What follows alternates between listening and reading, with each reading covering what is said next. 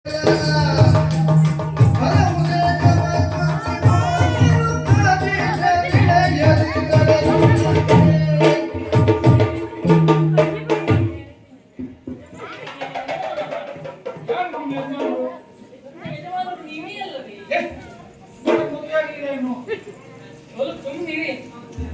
ಮೊದಲ ಪತಿ ತೀರಿಕೊಂಡಾಗ ನೀವು ಆ ದಿನ ಬಂದಿದ್ರಿ.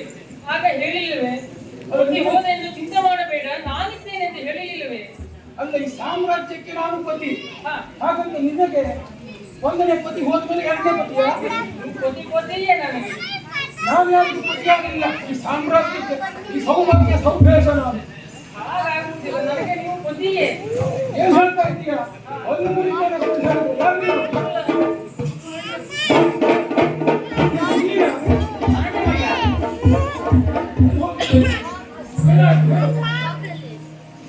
ನೀವೇನು ಮಾಡಿದ್ದಲ್ಲ ಒಡೆಯ, ತಾನಾಗಿ ಆಗಿ ಹೋಗಿದ್ದು ಒಡೆಯ. ದೇಶ ಮಾಡಿದ್ದಲ್ಲ, ತಾನಾಗಿ ಆಗಿ ಹೋಗಿದ್ದು. ನೀವೇ ಹೇಳಿದ್ದೀರಿ ನನ್ನನ್ನು ನೇಮಕ ಮಾಡಿದ್ದೀರಿ, ಹೌದಾ? ಹೌದು. ನನ್ನನ್ನು ಗೂಢಚಾರನಾಗಿ ನೇಮಕ ಮಾಡಿ ಎಲ್ಲ ಸುತ್ತಲಿರುವ ರಾಜ್ಯವನ್ನು ಓಡಾಡಿಕೊಂಡು ಏನಾದರೂ ವಿಶೇಷ ವರ್ತಮಾನವಿರುತ್ತಂದು ಹೇಳಬೇಕು ಅಂತ ಹೇಳಿದ್ದೀರಿ. ಹಾಗೆಯೇ ನಾನು ಹೋಗ್ತಾ ಇರುವಾಗ ರಾತ್ರಿ ಒಂದು ವಾಸ್ತವ್ಯಕ್ಕೆ ನಾನು ವ್ಯವಸ್ಥೆ ಮಾಡಿಕೊಳ್ಳುವುದು ಅನಿವಾರ್ಯವಾಯಿತು.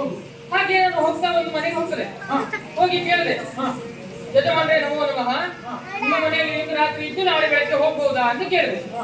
ಆಗ ಅವರಂದ್ರು, ಇಲ್ಲ ಆಗುದಿಲ್ಲ, ನಮ್ಮ ಮನೆಯಲ್ಲಿ ವೈದ್ಯ ಬಂದ ಹೆಣ್ಮಕ್ಳಿದ್ದಾರೆ, ನೀವು ಮುಂದೆ ಹೋಗ್ಬಹುದು ಒಂದು. ಹಾಗೆ ಮತ್ತೊಂದು ಮನೆಗೆ ಹೋದೆ, ಅಲ್ಲಿ ಹಾಗೆ ಅತ್ತಿ ಇದನ್ನ ಕೇಳಿದೆ ನಾನು ಪ್ರಶ್ನೆಯನ್ನು. ಆಗ ಅವರಂದ್ರು, ಹೇ ಪುಣ್ಯಾತ್ಮ, ಈಗ ಒಂದು ವಾರಕ್ಕೆ ಇವತ್ತಿಗೆ ಸರಿಯಾಗಿ ಒಂದು ವಾರಕ್ಕೆ ನಮ್ಮ ಮಗಳ ಮದುವೆಯನ್ನು ನಿಶ್ಚಯ ಮಾಡಿದ್ದೇವೆ, ಅದು ಈ ನೀನೊಂದು ಇಲ್ಲಿ ಬಂದು ಉಳಿದು ದೊಡ್ಡ ಬಾಂಗಡಿ ಮಾಡಬೇಡ ಮಾರ್ಯ, ಮುಂದೆ ಹೋಗುವುದು.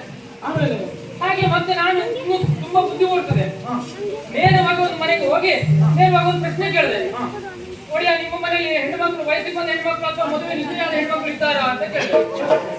ಕೇಳಿದ್ರು ಎತ್ತಿನ ಕೈಯಲ್ಲಿ 3-4 ಬಿಡ್ಲಿಕ್ಕೆ ಹೊರಟು.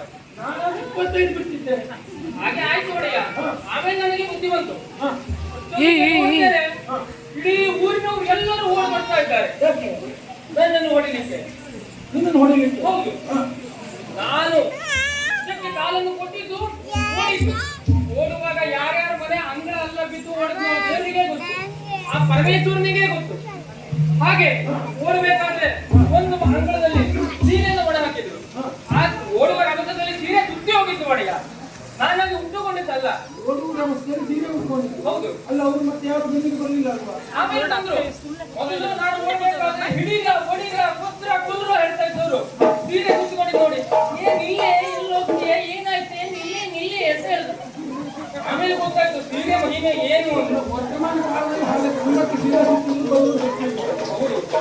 ಹಾಗೆ ಅದು ಅದೇನಲ್ಲ ಒಡೆಯ, ನಮ್ಮ ಗಂಡಸರೇ ಹಾಗೆ ಮತ್ತೆ ಉದಾರ ಬುದ್ಧಿಯವರಲ್ವಾ, ಏನಾಯ್ತು ಅಂತ ಮಾನವೀಯತೆಯನ್ನು ಕೇಳಲಿಕ್ಕೆ ಬಂದವರು ಪಾಪ.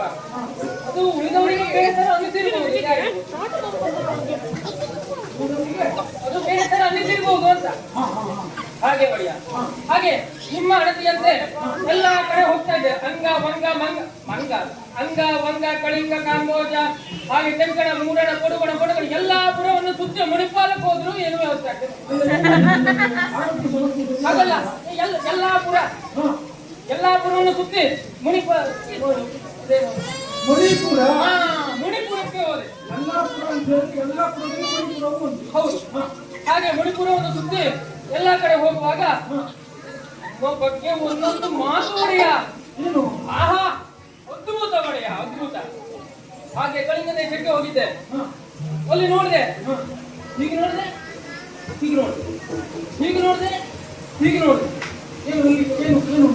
ತಕ್ಷಣ ನಾನು ಹೋಗೋದ್ರಿಂದ ಮುಂಚೆನೆ ನಮ್ಮ ಒಡೆಯವರು ಎಲ್ಲ ನಿಂತಿದ್ದಾರ ಅಂತ ನೋಡಿದೆ. ನನಗೆ ಹಾಗೆ ಅನ್ನಿಸ್ತಾ. ಆಗ ಆಮೇಲೆ ಗೊತ್ತಾಯ್ತು ನಿಮ್ಮ ಪ್ರತಿಮೆಯಿಂದ ನಿಲ್ಲಿಸಿದ್ದಾರೆ. ನನ್ನ ಪ್ರತಿಮೆ? ಹೌದು. ಹಾಗೆ ಆ ಪ್ರತಿಮೆಗೆ ಒಂದು ಗಂಧದ ಹಾರವನ್ನು ಹಾಕಿದ್ದಾರೆ. ಈ ಕಡೆ ಹೆಂಗಸರು ಹೇಳ್ತಾರೆ, ಆ ಕಡೆ ಗಂಟು ಹೇಳ್ತಾರೆ, ಆ ಕಡೆ ಮಕ್ಕಳು ಹೇಳ್ತಾರೆ. ಅಲ್ಲ, ನನಗೆ ಒಮ್ಮೆಲೆ ಏನಾಯ್ತು ಗೊತ್ತಾಗ್ಲಿಲ್ಲ. ಹಾಗೆ ನಾನು ಬುದ್ಧಿ ಉಪಯೋಗಿಸಿದೆ, ಹೋಗ್ಕೊಂಡು ಕೇಳಿದೆ ಒಬ್ಬರ ಹತ್ರ, ಇದು ಏನು ನಮ್ಮ ಒಡೆಯ ಹೋಗ್ಬಿಟ್ರೆ ಅಂತ ನೇರವಾಗಿ ಕೇಳಿ ಕೊಡೋದಿಲ್ಲವಲ್ಲ, ಅದಕ್ಕಾಗಿ ಹೋಗ್ಕೊಂಡು ಇದು ಯಾವಾಗ ಆಯ್ತು ಕೇಳಿದೆ. ಅಂದ್ರೆ ಅವ್ರು ಹೇಗೆ ಬೇಕಾದ್ರೂ ಅರ್ಥ ಮಾಡ್ಕೊಳ್ಬಹುದಲ್ವಾ? ನಮ್ಮಲ್ಲಿ ಇದು ಸುಮಾರು ವರ್ಷ ಆಯ್ತು ಹಾಗೆ. ಆಗ ನನಗೆ ಧೈರ್ಯ ಬಂತು.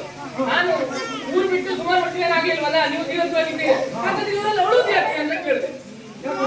ಆಗ ಹೇಳಿದ್ರು, ಗಂಟರೆಲ್ಲ ಉಳುವುದು ಯಾಕೆ ಅಂದ್ರೆ ಸಾಲ್ವನೇ ನಮ್ಮ ತಂದೆಯಾಗಬೇಕಿತ್ತು ಅಂತ ಹೇಳ್ತಾ ಇದ್ರಂತೆ, ನಮ್ಮ ಒಡೆಯಾಗಬೇಕಿತ್ತಂತ. ಹಾಗೆ ಹೆಂಗರೆಲ್ಲ ಯಾಕೆ ಹೇಳ್ತಾ ಇದ್ರು ಅಂದ್ರೆ ಸಾಲ್ವನೇ ನಮ್ಮ ಯಜಮಾನ ಆಗ್ಬೇಕಿತ್ತು ಅಂತ ಹೇಳ್ತಾ ಇದ್ರಂತೆ. ಮಕ್ಕಳೆಲ್ಲ ಯಾಕೆ ಹೇಳ್ತಾ ಇದ್ರು ಅಂದ್ರೆ ಸಾಲ್ವನೇ ನನ್ನ ಸೃಷ್ಟಿಗೆ ಕಾರಣ ಅದು ತಂದೆ ಆಗ್ಬೇಕಾಗಿತ್ತು ಅಂತ ಹೇಳ್ತಾ ಇದ್ರು. ಹಾಗೆ ನಾನೆಲ್ಲ ಹೋಗಿ ಸಮಾಧಾನ ಮಾಡಿದೆ, ನಿಮ್ಮ ಪರವಾಗಿ ನಾನು ಹೋಗಿ ಸಮಾಧಾನ ಮಾಡಿದೆ.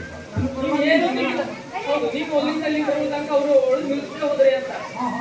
ನೀವು ಏನು ತಲೆಬಿಸಿ ಮಾಡುವುದು ಬೇಡ, ನಿಮ್ಗೆಲ್ಲರ ಕೋರಿಕೆಯನ್ನು ಈಡೇರಿಸ್ತಾರೆ, ನಿಮಗೆ ತಂದೆಯೂ ಆಗ್ತಾರೆ, ನಿಮಗೆ ಗಂಡನೂ ಆಗ್ತಾರೆ ಅಂತ ನಾನು ಹೇಳಿ ಬಂದಿದ್ದೆ. ಎಲ್ಲರಿಗೂ ಗಂಡ ಹಾಕಬಹುದು.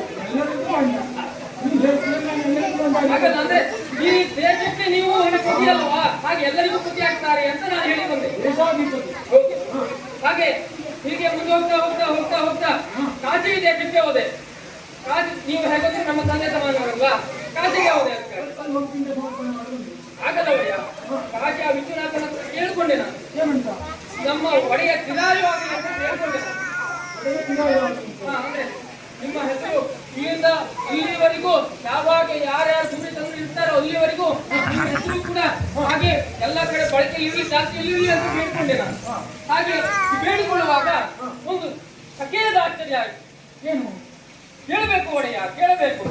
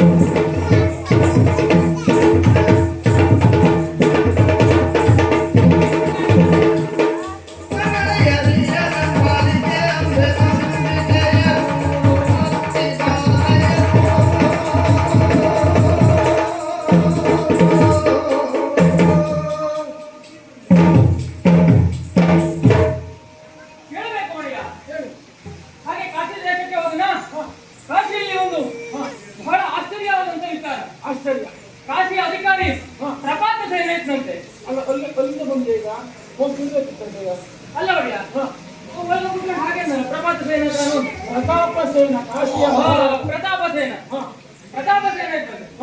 ಅವನಿಗೆ ಒಂದು ವಯಸ್ಸಿನಲ್ಲಿ ಮದುವೆ ಆಯ್ತಂತೆ. ಅಲ್ಲ, ಎಲ್ಲರಿಗೂ ಆ ಮದುವೆ ವಯಸ್ಸಿನಲ್ಲಿ ಮದುವೆ ಆಗುತ್ತದೆ. ಅಲ್ಲ, ಇವರಿಗೆ ವಯಸ್ಸು ಮೀರಿ ಹೋದ್ಮೇಲೆ ಮದುವೆ ಆಗುತ್ತದೆ. ಓಹೋ, ಹಾಗೆ ಈಗಂತೂ ಹುಡುಗಿ ಸಿಗುವುದೇ ಕಷ್ಟ. ಹಾಗೆ ಅದು ಹೇಗೆ ಮದುವೆ ಮಾಡ್ಕೊಂಡಂತ ಮದುವೆ ಆದ್ಮೇಲೆ ಆಕಸ್ಮಿಕವಾಗಿ 3 ಹೆಣ್ಮಕ್ಳು ಹುಟ್ಟಿರ್ಬೇಕು. ಹಾಗಲ್ಲ ಒಡೆಯ, ಮದುವೆ ಒಂದು ಹೇಗಂದ್ರು ಪುತ್ರಾಪೇಕ್ಷೆಯಿಂದಲೇ ಎಲ್ಲರೂ ಕೂಡ ಮಾಡುವುದು, ಅದು ದೇವರಲ್ಲಿ ಪ್ರಾರ್ಥನೆ ಮಾಡಿಕೊಳ್ಳುವುದು. ಹಾಗೆ ಪುತ್ರಾಪೇಕ್ಷೆಯಿಂದ ಮೊದಲು ಹುಟ್ಟಿದ್ದು ನೋಡಿದ್ರೆ ಹೆಣ್ಣಾಯ್ತು, ಪುತ್ರಿ ಆಯ್ತು. ಅದು ಆಕಸ್ಮಿಕ ಆಗಲಿಲ್ವಾ? ಆಕಸ್ಮಿಕವಾಗಿ ಹೆಣ್ಣಾಯ್ತಲ್ವಾ? ಹಾಗೆ ಎರಡನೇದು ಪುತ್ರಾಪೇಕ್ಷೆಯಿಂದ ನೋಡಿದ್ರೆ ಎರಡನೇದು ಹೆಣ್ಣಾಯ್ತು, ಮೂರನೇದು ಅದು ಹೆಣ್ಣಾಯ್ತು. ಹಾಗೆ ಆಕಸ್ಮಿಕವಾಗಿ 3 ಹೆಣ್ಣು ಮಕ್ಕಳು ಅಂದ್ರೆ ಮಕ್ಕಳು ಹುಟ್ಟಿದ್ದು, ಆದ್ರೆ ಅದು ಹೆಣ್ಣು ಮಕ್ಕಳಾಗಿದ್ದ ಆಕಸ್ಮಿಕವಾಗಿ. ಅವ್ರು ಗಂಡೆಯಿಂದ ಪ್ರಯತ್ನ ಮಾಡ್ತಾ ಇದ್ರು, ಆಗ ಹೆಣ್ಣಾಗುತ್ತೆ. ಏನು ಮಾಡೋದು? ಅದು ಸರಿ ಆಯ್ತು ಅಲ್ವಾ? ಹಾಗೆ ಆ ಮೂರು ಜನರು ಕೂಡ ಸಣ್ಣವರಿದ್ದಾಗ ಚಿಕ್ಕವರಾಗಿದ್ರಂತೆ, ಚಿಕ್ಕವರಿದ್ದಾಗ ಸಣ್ಣವರಾಗಿದ್ರಂತೆ. ಗೊತ್ತಾಯ್ತಾ? ಮತ್ತೆ ಸಣ್ಣವರಿರುವಾಗ ಚಿಕ್ಕವರು ಇದ್ದಾರೆ, ಚಿಕ್ಕವರು ಇದ್ದಾಗ ಸಣ್ಣವರಿದ್ರು. ಅಲ್ಲ ಅಲ್ಲ ಅಲ್ಲ, ಹಾಗಾದ್ರೆ ಹುಟ್ಟಿದಾಗ ಸಣ್ಣವರಿದ್ರಂತೆ. ಅಲ್ಲ ನೀನು ಈಗಲೂ ಸಣ್ಣ ಇರ್ತೀಯ, ಮತ್ತೆ ಹುಟ್ಟಿದಾಗ ಎಷ್ಟು ಸಣ್ಣ ಇರ್ಬೋದು? ಅದನ್ನ ಖಂಡಿತಾಗಲೇ ಹುಟ್ಟಿದ್ನಲ್ಲ. ಹಾಗಲ್ಲ ನೋಡಿ, ಆ ಹುಟ್ಟುವಾಗ ಸಣ್ಣಗಿರ್ತಾರಲ್ವಾ, ಈಗ ಅವರು ಹೀಗಿದ್ದವರು ಹೀಗಾಗಿದ್ದಾರೆ. ಅಂದ್ರೆ ಮದುವೆ ವಯಸ್ಸಿಗೆ ಬಂದಿದ್ದಾರಂತೆ. ಅಂದ್ರೆ ಪ್ರಾಯ ಪ್ರಬುದ್ಧರು. ಹೌದು, ಛೋಟ ಸೇರ ಆಗಿದ್ದಾರೆ. ಹೌದು. ಹಾಗೆ ಮದುವೆ ವಯಸ್ಸಿಗೆ ಬಂದವರನ್ನ ಅಕ್ಕನ ಒಂದು ಚಕ್ರವರ್ತಿಗೆ, ತಂಗಿ ಒಂದು ಚಕ್ರವರ್ತಿಗೆ ಕೊಟ್ರೆ ಅವರು ತಂದೆ ಹೇಳು ಪ್ರತಾಪಚಂದ್ರ ಹೇಳುವುದೇನಂದ್ರೆ ಚಕ್ರವರ್ತಿಯರಿಗೆ ಕೊಟ್ಟಿದ್ದಾರೆ ಅಂತ ಅವ್ರು ಭಾವಿಸುವುದು. ಆದ್ರೆ ನೋಡಿದ್ರೆ ತಂಗಿಯರು ಹೇಳುವುದು ಅಕ್ಕನ್ನು ಮಾತ್ರ ಚಕ್ರವರ್ತಿ ಕೊಟ್ಟ, ನನ್ನ ಮಾತ್ರ ಚಕ್ರವರ್ತಿ ಕೊಟ್ಟ ಅಂತ ಹೇಳ್ಬಿಟ್ರೆ, ಅದಕ್ಕಾಗಿ ಅದೇ ಯಾವುದೇ ತರದ ಮನಸ್ತಾಪ ಬೇಡ ಅಂತ 3 ಜನ ಹೆಣ್ಣು ಮಕ್ಕಳನ್ನು ಯಾವಾಗ ಎಲ್ಲರನ್ನೂ ಕೂಡ ಕಳಿಸಿ ರಾಜರನ್ನ ಒಬ್ಬರಿಗೊಬ್ರು ತಾಕ್ತುದಂತೆ. ಅಂದ್ರೆ ವಿವಾಹ ವೇದಿಕೆ ಅನ್ನುವಂಥದ್ದು ಏರ್ಪಾಡು ಮಾಡಿ ಒಬ್ಬರಿಗೊಬ್ರು ತಾಕ್ತುದಂತೆ. ಸ್ವಯಂವರ ವೇದಿಕೆ ಅನ್ನುವಂಥದ್ದು. ಹೌದು. ಹೀಗೆ ತಾಕ್ಸಿದಾಗ ಅಲ್ಲ, ಒಬ್ಬರಿಗೆ ಒಬ್ರು ಹೀಗೆ ತಾಕ್ತುದಂತೆ. ಒಬ್ಬರ ಬಲವನ್ನು ಇನ್ನೊಬ್ಬರು ನೋಡುವುದು. ಹಾಗೆ ತಾಕ್ತುದಂತೆ. ಹಾಗೆ ತಾಕ್ಸಿ ಯಾರ್ಯಾರು ಒಬ್ಬ ಗೆಲ್ತಾನೋ ಆದ್ರೆ 3 ಜನ ಹೆಣ್ಣು ಮಕ್ಕಳನ್ನು ಮದುವೆ ಮಾಡಬೇಕು ಎಂದು ನಿಶ್ಚಯ ಮಾಡಿದ್ದಾರಂತೆ. ಅಂದ್ರೆ ವಿಕ್ರಮ್ ಫಂಡ್, ವಿಕ್ರಮ್ ಫಂಡ್ ಹೇಳ್ತಾರಲ್ಲ, ವಿಕ್ರಮವೇ ಹಣ. ಮೊದಲು ಏರ್ಪಾಡು ಮಾಡಿದ್ದಾರಂತೆ ಅವರಿಗೆ. ಹಾಗೆ ಎಲ್ಲ 56 ದೇಶ ಇದೆಯಲ್ಲ ಒಡೆಯ, 56 ದೇಶ. ಹೌದು, 56 ದೇಶ. ಅದೇ 56 ದೇಶದಲ್ಲಿ ಎಲ್ಲಾ ದೇಶಕ್ಕೂ ರಾಜರಿಗೂ ಆಮಂತ್ರಣವನ್ನು ಕೊಟ್ಟಿದ್ದಾರಂತೆ. ಅಂದ್ರೆ 56 ದೇಶ. ನೀವು ಹೇಳಿದಾಗೆ ದೇಶದಲ್ಲಿ ನಮ್ಮ ದೇಶವೂ ಬಂತಲ್ವಾ?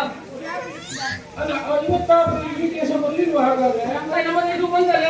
ಹಾಗೆ ನೀವು ಬರ್ತೀರಿ ಅಂತ ನಾನು ಸುಮಾರು ಹೊತ್ತಂಗ ಹೀಗೆ ಹೀಗೆ ಹೀಗೆ ಕಾದು ಕುಟ್ಕೊಂಡು ಕಾಯ್ದುಬಿಟ್ಟು ನೀವು ನೋಡಲಿಲ್ಲ.